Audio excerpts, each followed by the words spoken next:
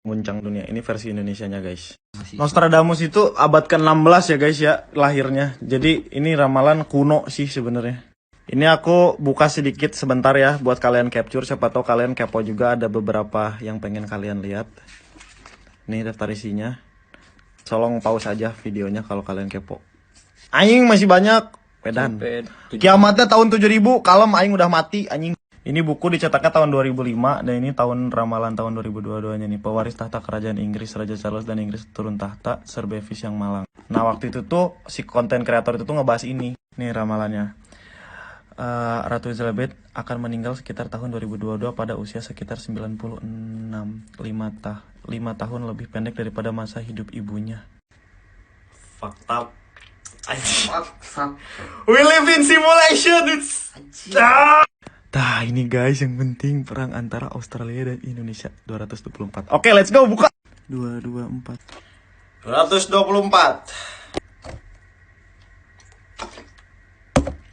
Australia bakal menyerang negara yang ada pelabuhan, Jembatan dan tugu peringatan. Kita menjadi bahwa kita jelas-jelas di bawah menuju Surabaya, kota dan pelabuhan terbesar kedua di Indonesia setelah Tanjung Priok di Jakarta, dan rumah bagi lebih dari 7 juta orang. Monumen terbesar di Surabaya, Tugu Pahlawan, adalah Tugu Peringatan. Indonesia dan Australia berebut supremasi di Laut Hindia. Perselisihan semakin membesar hingga menjadi konflik bersenjata yang diikuti oleh perang besar. Shit. 15 tahun lagi bang. Masih kena sih 15 tahun, kayaknya kita masih hidup dah. masih hidup sih, tapi kayaknya kita mungkin di luar negeri kali ya. Gak tahu lagi gue. Pindah anjing. Pindah lama sebelum terjadinya gerhana matahari, sebuah perang dipicu oleh satu bangsa kafir besar dengan sia-sia. Pelabuhan tidak melawan balik, jembatan dan tugu peringatan dipisahkan. Berarti eleh juga Indonesia. Indonesia nih mah. Aduh. Ya, kira-kira itulah bukunya ya guys. Ini sih ramalannya. Kalian bisa pause aja videonya. Indonesia dan Australia berebut supremasi di Laut Hindia. Perselisihan semakin membesar hingga menjadi konflik bersenjata yang diikuti oleh perang besar. Tidak akan heran kalau Indonesia berperang dengan Australia di tahun 2037 seperti ramalan Nostradamus, karena di waktu tersebut perebutan celah timur memuncak dan tambang emas di perbatasan Timor dan Nusa Tenggara Timur adalah cadangan emas terbesar di dunia yang Indonesia siap mengeksplorasinya. Di tahun 2037, Timor Timur sudah jadi provinsi Indonesia kembali. Ramalan akan perang Indonesia-Australia merupakan profesi atau ramalan tentang masa keemasan Indonesia di bawah New Mind yang diawali sejak tahun 2024. Salah satu grand plan-nya Indonesia memang akan mengambil kembali Timor Timur dan minimum dalam 5 tahunan, sekitar tahun 2029 atau 2030, Timor Timur kembali ke pangkuan Ibu Pertiwi. Kota Ambon di masa itu di tahun 2035-an sudah menjadi kota perikanan terbesar di dunia. GDP warga Ambon dan sekitarnya sudah $12.000 per kapita atau 3 kali dari kekayaan sekarang.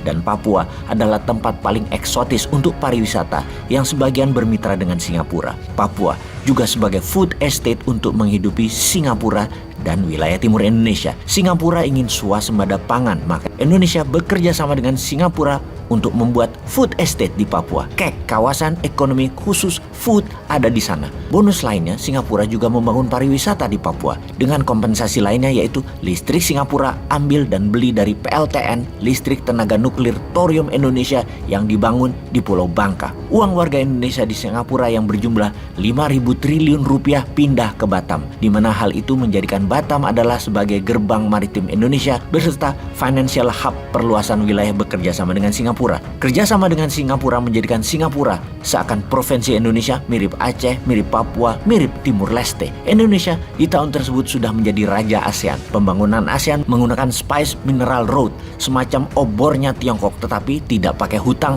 tidak pinjaman berbunga, namun pakai trading dan transaksi yang adil menggunakan underlying gold. Persis seperti zaman Gajah Mada menyatukan Nusantara, pakai gramasi emas alat tukar emas. 70% transaksi antar negara ASEAN sudah pakai gramasi emas. Di Indonesia sudah dual payment, bisa rupiah, bisa berat emas. Sudah 100% transaksinya di tahun 2035 sudah menggunakan sistem itu. Emas adalah dolarnya ASEAN di tahun 2035. Ini yang mengkhawatirkan Australia dan Amerika tentunya. Kuat fakta pertahanan 4 negara, Australia, Inggris, Jepang, dan Amerika lah yang di belakang Australia untuk berperang merebut Timor Timur di tahun 2037 tersebut. Untuk itu, sejak tahun 2024 Indonesia membangun pangkalan militer terkuat Indonesia di selatan adalah di Merauke. Di tahun 2035, kekuatannya adalah 100 kapal perang laut dan 100 jet fighter dan bomber serta 10.000 drone berjarak terbang 5.000 km bisa sampai Sydney dan Melbourne.